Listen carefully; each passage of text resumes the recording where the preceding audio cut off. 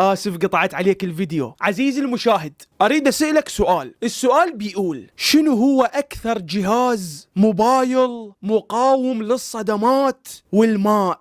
أولا ريلمي سي 75 اكس، ثانيا سي 75 اكس، ثالثا سي 75 اكس، رابعا جميع ما ذكر. ايش تختار؟ هذا هو جهاز ريلمي سي 75 اكس.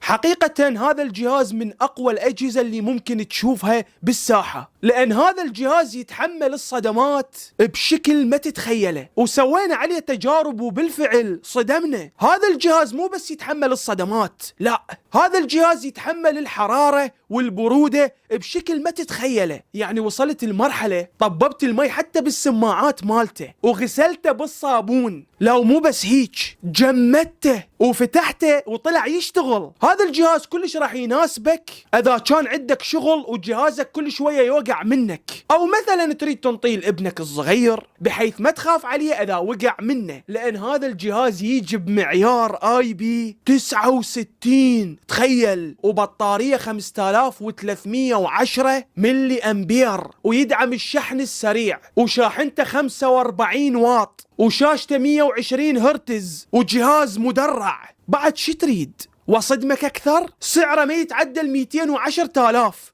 تخيل. اوقع مني عادي، اوقع، ما انكسر. وهسه اعوفكم تكملون الفيديو.